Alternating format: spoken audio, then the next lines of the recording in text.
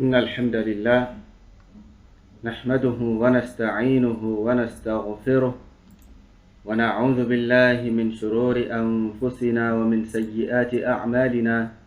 من يهده الله فلا مضل له ومن يضلل فلا هادي له، وأشهد أن لا إله إلا الله وحده لا شريك له، وأشهد أن محمدا عبده ورسوله صلى الله عليه وعلى آله وسلم. أما بعد، فإن أصدق الحديث كتاب الله، وخير الهدي هدي محمد صلى الله عليه وعلى آله وسلم، وشر الأمور محدثاتها، وكل محدثة بدعة، وكل بدعة ضلالة، وكل ضلالة في النار. أما بعد، السلام عليكم ورحمة الله وبركاته. eléyìí ni ìtẹ̀síwájú tí ó máa jẹ́ ìjókòó ẹlẹ́kẹrin láti inú lórí àlàyé eléyìí tí a ń ṣe fúnra wa láti inú tírà Sheikhul Islam Ibn Taymiyyah rahimahullahu ta'ala, eléyìí tí wọ́n fi orúkọ rẹ̀ ní Iqtida'u as-sirati al-mustaqim fi mukhalafati ashabil jahim. ọ̀rọ̀ nípa مولد النبي صلى الله عليه وعلى آله وسلم وني أنشر يفرا أتنو تراي تي أفين هسراوا يقبو كني بوسيشن ابن تيمية رحمه الله تعالى لوري أرى مولد. وكنا شيء ابن تيمية رحمه الله تعالى شيء أصيبه مولد نكتي أطالي أبين كتي كتو akana ọ̀rọ̀ rẹ̀ èyí tí àwọn kan náà àwọn èèyàn tí wọ́n ń lò láti fi ṣẹ̀rí lórí pé Ibn Taymiyyah rahimahullahu ta'ala ó àjáza maulid, sọ pé maulid ní máa ṣe ayẹyẹ ọjọ́ bí Ànábì sallallahu alayhi wa ala alihi wa sallam wípé nǹkan tí ó tọ́ iná ni. sọ àwọn ọ̀rọ̀ náà ní à ń gbéyẹ̀wò lọ́wọ́ kọ̀ọ̀kan bí idhnillahi azza wa jal pẹ̀lú تعليقات الشيخ العلامة صالح ابن فوزان ابن عبد الله الفوزان حفظه الله تعالى. ibi tí a dá àlàyé dúró sí òun náà ni ibi tí الشيخ الفوزان حفظه الله tí wọ́n ti ka àwọn al-awjuh, àwọn ojúpọ̀nà tí ìmáṣe maulidu nabi sallallahu alayhi wa ala alihi wa sallam tí ó gbà jẹ́ nǹkan tí ó dá, tó sì gbà jẹ́ nǹkan tí ó tọ́, tí ó yẹ kí a máa ṣe. wọ́n dẹ̀ ṣàlàyé lọ́pọ̀lọpọ̀ tí wọ́n ká látorí alwajhu al-awwal tí dórí alwajhu at-tasi' tó jẹ́ pé gbogbo ẹ̀ náà ni àwọn náà ká tí a ti ṣàlàyé fúnra wa. tẹ́ pé eléyìí tí wọ́n sọ gbẹ̀yìn bẹ̀ òun náà ni ọ̀rọ̀ wípé àwọn tí wọ́n ń ṣe mọ́lídù yìí alámàrí wọn dà gẹ́gẹ́ bí ẹni tí ó ń tún masahif tó ń tún ṣe, ọmọ mushaf ó ń zayyana rẹ̀, ó ń ṣe lọ́ṣọ̀ọ́, ó ń beautify ẹ̀, ṣùgbọ́n kò ká tàbí tí ẹ ń ká ṣùgbọ́n kò mú tó wà nù rẹ̀, kò mú lò. tàbí ẹnìkan tí a ní tí pé yóò lọ yan tòṣùbà eléyìí tó rẹwà, yóò lọ yan láàyò láti máa fi ṣe òǹkà, láti máa ṣe àdíkìrì. bákan náà ìtẹ́ kírun eléyìí tí wọ́n kó ọ̀ṣọ́ sí, òun lòun máa lò ń tiẹ̀, ṣùgbọ́n kò kírun lórí àwọn tàbí kò ẹni tó ti ń kírun tẹ́ pé ó ń lo ìtẹ́ kírun, tẹ́ pé ó ṣe kí ni ìtẹ́ kírun yìí, ìtẹ́ kírun kan ni tí ó jẹ́ nǹkan olówó ńlá, ṣùgbọ́n tó wá kírun lórí ẹ̀ńkọ́ kò ní kírun dáadáa, kò ní rúkú dáadáa, kò ní sujud dáadáa, kò tí ẹ̀ mọ́rún kí gbogbo àwọn arkanu salat kò ní mú wá dáadáa. bẹ́ẹ̀ náà ni ọ̀rọ̀ wọn dàbí gẹ́gẹ́ bí ẹni tí ó ń ṣe masajid, tó ń ṣe lọ́ṣọ̀ọ́, tó ń kó ẹ̀ṣọ́, tó ń kó sí mọ́sálásí, ṣùgbọ́n irọ́ ẹ̀ níyì kò wá ní kírun bẹ́ẹ̀, kò ní bá wọn kí jàmáà, kò ní jáde láti lọ kírun lásìkò tí àwọn mùsùlùmí tí wọ́n bá ń kírun nínú mọ́sálásí, tó ń ti kóhun ló kọ, òun ló ń ṣe lọ́ṣọ̀ọ́, òun ló ń náwó lé lórí. ọ̀rọ̀ wọn tó ń ṣe mọ́lìdè bọ́rọ̀ wọn ṣe rí náà lé, wọ́n ń ṣe nǹkan tí ò lẹ́tọ̀ọ́ nínú ẹ̀sìn, tí ò sí ìpìlẹ̀ fún nínú ẹ̀sìn. wọ́n tó bá di ibi nǹkan tí ìpìlẹ̀ wà fún, ẹ̀rí tí wọ́n máa kọ́lẹ̀ ní rí wọn kára wọn dá gágá kí ara wọn dá sáká sí àwọn nǹkan yìí so àyàfi àwọn nǹkan tó jẹ́ àdádálẹ̀ iná ni ara wọn máa yá sí.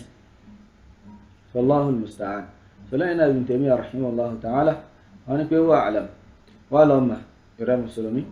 anna al-a'mala أن من الأعمال ما يكون فيه خير باشتماله على أنواع من المشروع وفيه أيضا شر من بدعة وغيرها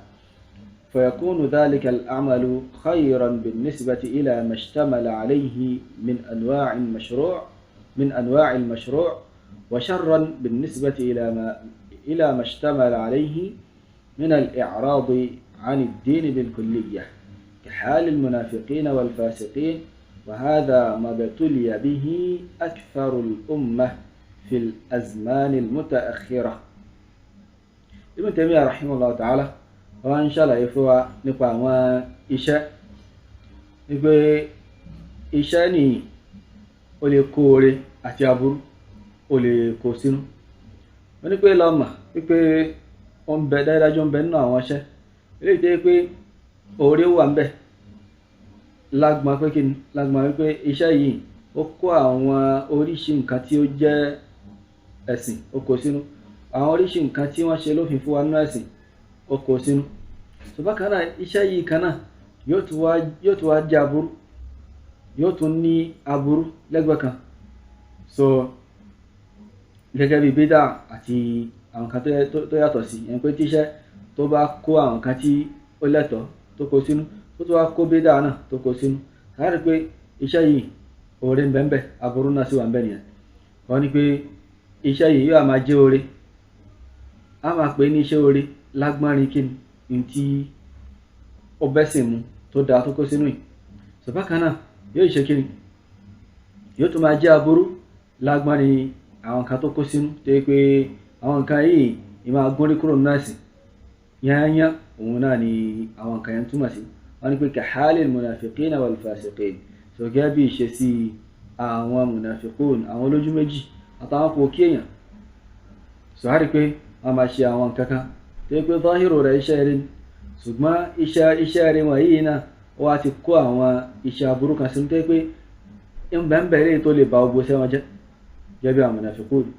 wọ́n sọ la ilaha illallah ṣùgbọ́n la ilaha illallah wọn kọ́ kì í ṣe nǹkan tó ṣàǹfààní látara pé nǹkan kan bẹ nínú wọn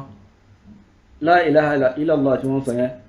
nǹkan kan wà nínú wọn tí ó ń ba la ilaha illallah tó ń bàjẹ́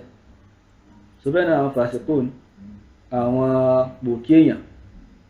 so bí àwọn náà bí wọ́n ṣe rí náà ilé wọ́n máa ṣiṣẹ́ rí wọ́n sì máa ṣe aburú náà ma wọ́n ní wàhádà qad ibtuliya bihi aktharul umma fil azman al mutaakhira wọ́n ní ọ̀pọ̀lọpọ̀ àwọn èèyàn ni wọ́n ti kàgbákò pẹ̀lú nǹkan yìí ọ̀pọ̀lọpọ̀ àwọn èèyàn ní àsìkò ní al azman al mutaakhira àwọn àsìkò tó wá ní kẹyìnkẹyìn lẹ́yìn àsìkò àwọn sálàf ọ̀pọ̀lọpọ̀ àwọn èèyàn tí wọ́n ṣẹ̀mí láwọn àsìkò yìí ni nǹkan yìí ti kàn wọ́n làdánwò yìí ti kàn wọ́n pẹ̀lú pé kí wọ́n máa ṣiṣẹ́ rí kó tún máa fi bídà kún. so Shaykh al-Fawzan hafidhahullah wọ́n ní mulakhasu kalamihi rahimahullah so summary ọ̀rọ̀ Ibn Taymiyyah rahimahullah ta'ala wọ́n ní pé anna al-amala qad yakunu khayran khalisan iṣẹ́ ni ó lè jẹ́ oore yányá tó pé oore tó pure yìí náà ni ó jẹ́ wa qad yakunu sharran khalisan iṣẹ́ sì ni ó lè jẹ́ aburú yányá wa qad yakunu fihi khayrun wa shar oore lè wà ń bẹ aburú náà wà lè wà ń bẹ wọ́n ní fal-ibratu bima tarajjah ń táwọn ní pé kí ni èwo ló borí nínú méjèèjì wọ́n ní fa-idha kana ar-rajihu al-khayru fa innahu khayr tó bá yẹ pé oore iná ló borí níbi iṣẹ́ yẹn sọ yẹ pé iṣẹ́ yẹn kan oore náà wa in kana ar-rajihu ash-sharra fa innahu sharrun wọ́n tó bá yẹ pé eléyìí tó wá borí níbi iṣẹ́ yẹn òun ni aburú àti pé iṣẹ́ yẹn kan aburú iná ni wọ́n ní wa in tasawaya táwọn méjèèjì bá dọ́gba oore ní aburú ni kò wá sí kankan nu wọn tó tẹ̀sùn wọn ju kejì lọ oore àtàbí oore ò tiẹ̀ wá tẹ̀sùn wọn ju aburú lọ fa innahu sharrun aburú tó ní nǹkan yẹn náà aburú iná ni iṣẹ́ náà so Shaykhul Islam Ibn Taymiyyah rahimahullahu ta'ala wọ́n á tẹ̀síwájú wọn ní pé fa'alayka huna bi adabayn. So ibi tá a wà yìí adabu méjì ẹ̀kọ́ méjì ó dọwọ́ rẹ̀, ẹ̀kọ́ méjì so ó dọwọ́ rẹ̀ ní irú ìṣesí ìyẹn tí oore àti tí iṣẹ́ tó bá ti kó oore sínú àti aburú.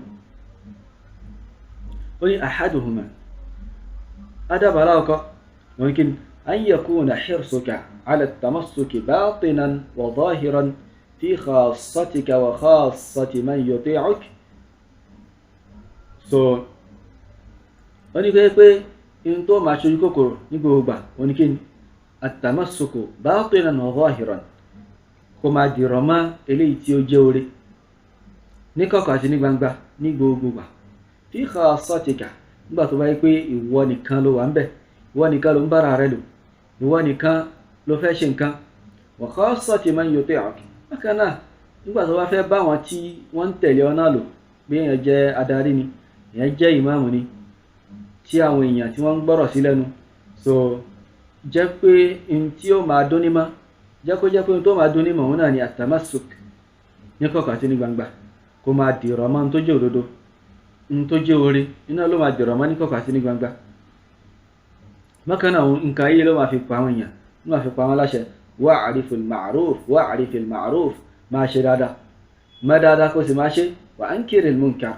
kó sì máa kọ́ kí kó máa kọ ìbàjẹ́, eléyìí tó bá jẹ́ bàjẹ́ máa kọ́.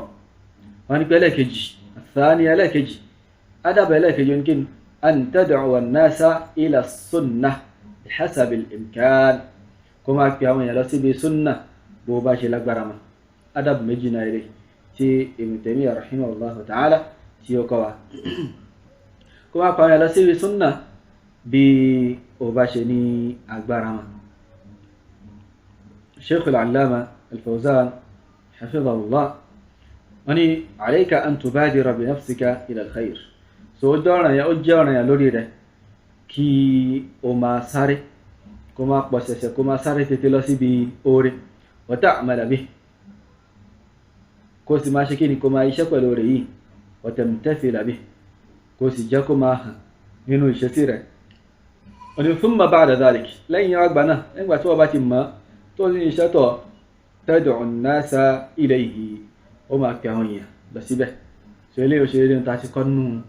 thalathatul usul náà lọ́pọ̀lọpọ̀ gbà, jẹ́ pé àwọn olùmọ̀ tí wọ́n ń ṣàlàyé thalathatul usul yìí wọ́n níye máa sọ pé kí al-ilmu, lẹ́yìn náà al-amalu, lẹ́yìn náà ad-da'watu ilayhi, lẹ́yìn náà as-sabru. So ìmọ̀ ni ó ṣíwájú, lẹ́yìn náà lèyìn wá máa ṣe kí ni, lèyìn máa ṣiṣẹ́ tọ ìmọ̀ tí yẹn mọ̀ yẹn, lẹ́yìn náà yẹn máa pèpè síbẹ̀, tí yẹn bá ti ń iṣẹ́ tọ̀ lèyìn máa pèpè síbẹ̀, so that èèyàn ní máa pa àwọn yẹn láṣẹ téèyàn ò ṣe. So lẹ́yìn náà wá ní pé kí yẹn máa ṣe sùúrù lórí aburú eléyìí tí wọ́n bá kàn ní ojú ọ̀nà ní máa kọ́ oore ni, ní máa kọ́ ìmọ̀ ni, ní máa lo ìmọ̀ ni, ní máa pèpè síbi ìmọ̀ ni, ní máa ṣe sùúrù lórí ẹ̀. So Sheikh wa ní thumma ba'da dhalik, lẹ́yìn wá gbà náà tad'u an-nasa ilayhi, ó máa kí àwọn yẹn lọ síbi oore yìí. Fala taqtasir ala nafsik wa tatruk an-nas, má jẹ́ pé ara rẹ̀ nìkan ló wà mójútó, ó fi àwọn yẹn lẹ̀. Wala ta'tani bin-nas wa tatruk nafsak, bákan náà má mójútó àwọn èèyàn kó wá fara rẹ̀ náà lẹ̀, má gbàgbé ara rẹ̀, má sì gbàgbé àwọn èèyàn. Bal alayka an tajma'a bayna al-amrayn, wọ́n ní ọ̀ràn yẹn ni kó ṣe kí ni, kó kó méjèèjì papọ̀. wọ́n ní wa lihadha, nítorí eléyìí aaba Allahu ala al-yahud, ọlọ́ọ̀ba ó bu àtẹ́lu àwọn yahud, ó fàbùkù kan wọ́n, ó sì blame wọn. Faqal, ó wá ń sọ pé atamuruna an-nasa bil-birri wa tansawna anfusakum wa antum tatluna al-kitab afala ta'qilun. ṣé ẹ máa pa àwọn èèyàn láṣẹ dáadáa, ẹ máa pa àwọn èèyàn láṣẹ pé kí wọ́n máa ṣe dáadáa, ẹ sì máa gbàgbé ara yín. wa antum tatluna al-kitab, tó jẹ́ pé ẹ̀ ń katira tí Allah subhanahu wa ta'ala fún yín, tẹ́sí rí nǹkan yín bẹ́ẹ̀ pé kí ni ẹ máa ṣe dáadáa, kí ẹ sì máa pa àwọn èèyàn láṣẹ dáadáa. ẹ̀ wá ń pa àwọn èèyàn láṣẹ dáadáa ń fi ra yín lẹ̀, afala ta'qilun, ṣe ẹ̀ ṣe lákàyè. So Sheikh wa ní fahadha, nǹkan yìí, nǹkan tí kí ẹ máa ṣerú nǹkan yìí, kí ẹ gbàgbé ara èèyàn, kí ẹ máa mójútó àwọn èèyàn, kí ẹ gbàgbé ara tiẹ̀, mimma yukhalifu al-aql, nínú nǹkan tí ó yapa làákàyè náà nǹkan yìí nǹkan tí ó bá làákàyè mu iná ní ṣe. so lẹ́yìn náà Shaykhul Islam Ibn Taymiyyah rahimahullahu ta'ala wọ́n wá ṣe àlàyé wípé fa idha ra'ayta man ya'malu hadha ولا يتركه إلا إلى شر منه فلا تدعو إلى ترك منكر بفعل ما هو أنكر منه أو بترك واجب أو مندوب تركه أضر من فعل ذلك المكروه. أني تبارنتي أنشي إنكاي تبارنتي أنشي أبورو لكو جوي تو سمعي tó bá kọ̀ fún pé kó má ṣàbúrú yìí má la yatrukuhu illa ila sharrin min kò ní fi aburú yẹn lẹ̀ àfi kó tó bọ́ sórí aburú mi tó tún burú ju aburú tó ń ṣe tẹ́lẹ̀ lọ. fala tad'u ila tarki munkarin bi fi'li ma huwa ankar min. so má pèèyàn lọ síbi mímá fífi aburú lẹ̀ tó yẹ pé tó bá fàbúrú yẹn lẹ̀ tán ní tó tún máa ṣe ní tó tún burú ju aburú tó fi ilẹ̀ lọ yìí náà má ṣe lè. so bákan náà má pé èèyàn lọ síbi pé kí ni kó fi nǹkan kan tó jẹ́ wájìbù kálẹ̀ tàbí mandúbù kálẹ̀ má pé èèyàn lọ síbi nǹkan tó yẹ pé bitarki wájibin aw mandúbin tarkuhu adarru min fi'li dhalika al-makruh. so má pé èèyàn lọ síbi pé kó fi wájìbù kálẹ̀ àbí nǹkan kan tó jẹ́ mandub tó yẹ pé nǹkan kan tí ẹ bá ṣe èèyàn gbà ládá tí ẹ bá sì gbé jù sílẹ̀ kò sẹ́sẹ̀ ń bẹ̀. so má pé èèyàn lọ síbi pé kó gbé nǹkan yẹn jù sílẹ̀ tó yẹ pé gbígbé jù sílẹ̀ nísìnyí ó burú ju kí ó ṣe makruh yẹn lọ. ẹni pé àwọn nǹkan kan bẹ tí ẹ bá gbé jù sílẹ̀ ó burú jáì ju kí ẹ máa ṣe aburú kan lọ. so ìyẹn ń ṣe aburú lápèjúwe èyí ń ṣe aburú ní àpèjúwe ó ṣe nǹkan tó jẹ́ makruh tó jẹ́ munkar tí ò dára. so tàbí aburú kan tí ẹ wà tó yẹ pé ẹni yìí ó ń ṣe wájìbù kan tá bá fi lè ní kó gbé wájìbù yẹn jù sílẹ̀ in tí ò dá iná ni ó máa lọ ṣe. so ká má ṣe kíni ká má kọ̀ fáwọn èèyàn láti máa ṣe ohun tí ó mú wọn ṣe ohun tó tún burú ju ohun tí wọ́n ń ṣe lọ. ó ní láàkìn ṣùgbọ́n ó ní wà láàkìn ṣùgbọ́n idha kana fil bid'ati min al-khayr tó wáyé pé orí ń bẹ ń bi bídà tó wáyé pé ń bi bídà kan pàtó àbí bídà táwọn yẹn ń ṣe so orí ń bẹ ń bẹ. ó ní fa'awwid anhu min al-khayr al-mashru' báwọn replace pẹ̀lú oore kan tí wọ́n ṣe lófin fún wa. lápèjúwe nísìn ẹ̀yẹ ń ṣe bídà a rí pé ọ̀pọ̀lọpọ̀ wọn náà nǹkan tí wọ́n máa ń ṣe nínú bídà wọ́n ní pé kí wọ́n máa lọ mẹ́sìn ni wọ́n ní à ń ké Qur'an kíké Qur'an nísìn nǹkan tó tọ́ iná ni à ń ṣe salatu fa nabi sallallahu alayhi wa sallam ṣíṣe salatu fa nabi ní nǹkan tí ó tọ́ iná ni ṣùgbọ́n nínú bídà rẹ ti ń ṣe inú bídà iná ni rẹ ti ń ṣe. ṣé Ibn Taymiyyah rahimahullah ta'ala wọ́n sọ pé kí ni bá fi oore kan tí ó tọ́ tó bẹ́ sí mú bá fi replace بحسب الإمكان بباشر أكبر إذ النفوس لا تترك شيئا إلا بشيء تركا ومتاريني وعرفين كاكالة أعفين تورينكا tí ẹ̀mí ó bá fi nǹkan lẹ̀ ó gbọ́dọ̀ rí àrọ̀ iná ni ó gbọ́dọ̀ rí tí ó fi replace ẹ̀ wọ́n ni wala yanbaghi li ahadin an yatruka khayran illa ila mithlihi aw ila khayrin minhu kò sì tọ́ fẹ́ nìyẹn kan kó fi oore kan lẹ̀ àyàfi tí ó bá fi ilẹ̀ lọ síbi tó tún lóore jù lọ síbi tó dọ́gba pẹ̀lú rẹ̀ àbí tó tún lóore jù lọ ìyẹn fẹ́ gbé oore kan lẹ̀ nísìnyí ìmọ̀ ké pé ó fẹ́ gbé jù sílẹ̀ nítorí pé ó fẹ́ bọ́ sínú oore mi tó dọ́gba pẹ̀lú rẹ̀ tàbí nǹkan kan tó jẹ́ oore tó tún wá lóore jùlọ wọ́n ní fa innahu kama anna al-fa'ilina li hadhihi al-bid'a ma'ibun kama anna al-fa'ilina li hadhihi al-bid'a ma'ibun gaba qad ataw munkaran makruhan so gaba jẹ́ pé àwọn tí wọ́n ń ṣe bídà yìí àwọn kan tẹ́ pé abẹnu àtẹ́lù wọn munkar náà nìkan tí wọ́n ṣe wọ́n ní fattarikuna aidan bẹ́ẹ̀ náà làwọn tó bá ń gbé lis-sunnah tó bá ń gbé sunnah jù sílẹ̀ madhmumun àwọn náà ẹni àbùkù náà làwọn náà kí ẹ máa gbé sunnah jù sílẹ̀ náà nǹkan àbùkù náà ni wọ́n ní fa inna minha ma yakunu wajiban ala al-itlaq torí kún bẹ́ẹ̀ nínú àwọn sunnah ni in tí ó lè jẹ́ wájib ọ̀ràn yẹn náà nìkan yìí wa minha ma yakunu wajiban ala at-taqyid so sin bẹ́ẹ̀ sunna tó yẹ pé wájib náà ni ṣùgbọ́n wájib kan tó yẹ pé ó wà muqayyad kìí ṣe pé wájib yányá kìí ṣe ọ̀ràn yányá tó yẹ pé aka jù sílẹ̀ pé nǹkan yìí ọ̀ràn yányá náà rárá wọ́n ní kama anna salatan nafilati la tajib yàgbẹ́ jẹ́ pé ọ̀ràn náfílà ni kìí ṣe ọ̀ràn yàn kìí ṣe ọ̀ràn yàn walakin ṣùgbọ́n man arada an yusalliyaha ẹnikẹ́ni tó wá fẹ́ kí náfílà tó fẹ́ kírun náfílà yajibu alayhi an ya'tiya bi arkaniha ọ̀ràn yà ní kí ó rẹ̀ ní kó ṣe kíni kó ṣe gbogbo àwọn arkanu rẹ̀ gbogbo àwọn orígun salat kí ó mú wá kó máa fi àntorí pé náfílà eléyìí so kìí ṣe ọ̀ràn yà kankan kí ẹni ọ̀ rárá so eléyìí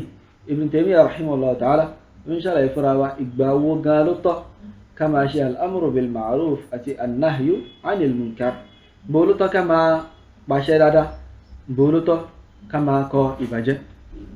so الشيخ العلامة صالح الفوزان حفظه الله تعالى ويقول هذه قضية من قضايا الأمر بالمعروف والنهي عن المنكر so الأمري إن الأمري يقبع شدادة أتكيكو إباجينا من والشيخ رحمه الله شيخ الإسلام سني رحمه الله تعالى من عادته إنه إشسيما إنه كانت باسابة ونقول أن يستطرد إذا جاءت مناسبة نبكي wọ́n digress nígbàtí condition bá pèpè fún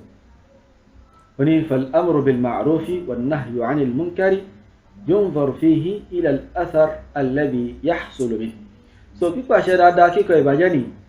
in tí yíò máa wò ń bẹ̀ òní kíni òun ni orípa orí ó padà ṣẹlẹ̀ lẹ́yìn ìgbà tí ẹ bá ṣe nǹkan yẹn tán kí ni nǹkan tí ó ṣẹlẹ̀ tá bá kọ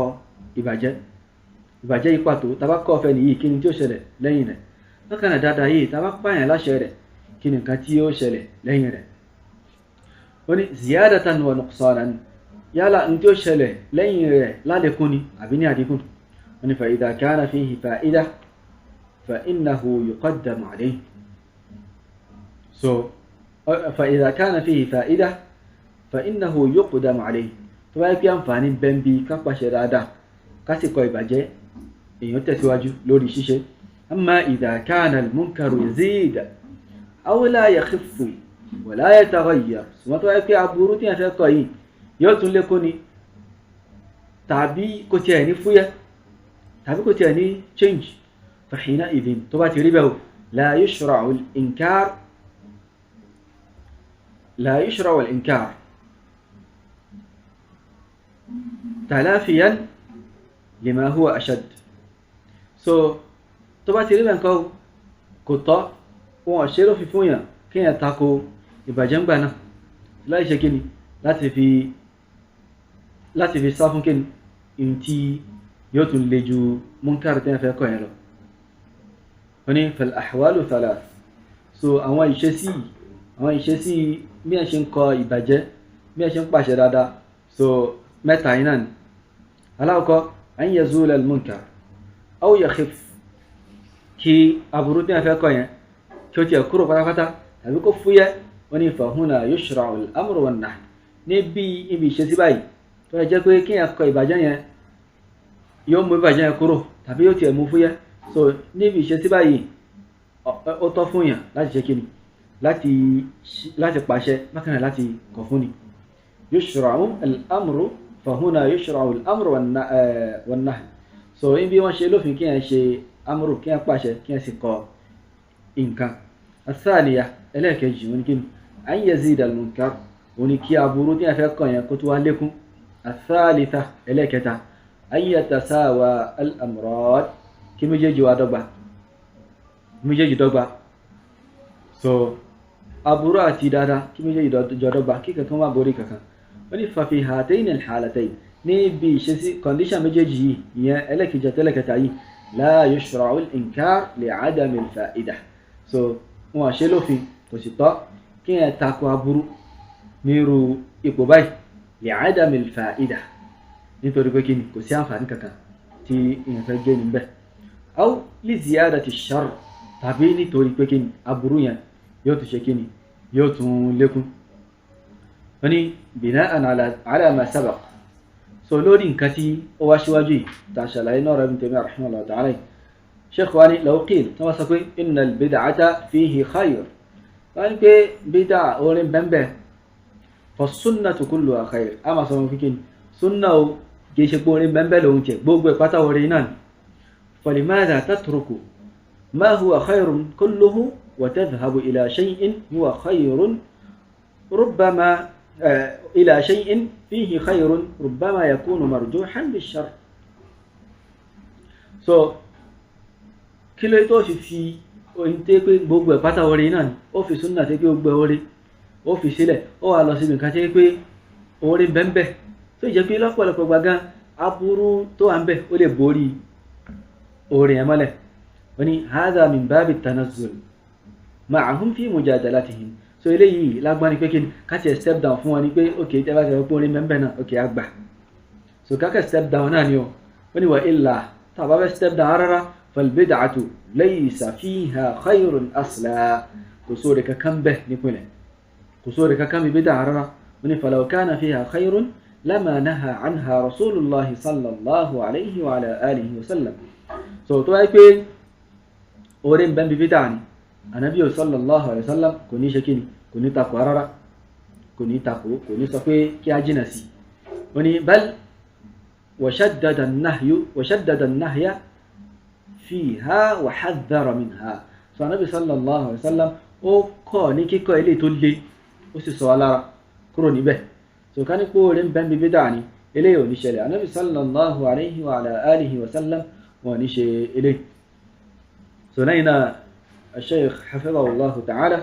واني شبه الذين يقيمون الاحتفال بمناسبة مولد الرسول مع الرد عليها so wọ́n ní kí àwọn ìrújú àwọn tí wọ́n ń ṣe ọjọ́ ìbí ànábì tí wọ́n ṣe ọjọ́ ìbí ànábì sallallahu alayhi wa ala alihi wa sallam pẹ̀lú ṣíṣe rọ́dù fún àwọn ìrújú wọ̀nyí so wọ́n bẹ̀rẹ̀ sí ni máa ṣe rùdúdù náà inṣáàlláhu ta'ala amaka ní inú ìdánilẹ́kọ̀ọ́ ilé tí yóò ń bà so ibẹ̀ láti gbé bi idhnillahi azza wa jal wallahu ta'ala a'la wa a'lam subhanaka allahumma wa bihamdik ashhadu an la ilaha illa ant astaghfiruka wa atubu ilayk assalamu alaykum wa rahmatullahi wa barakatuh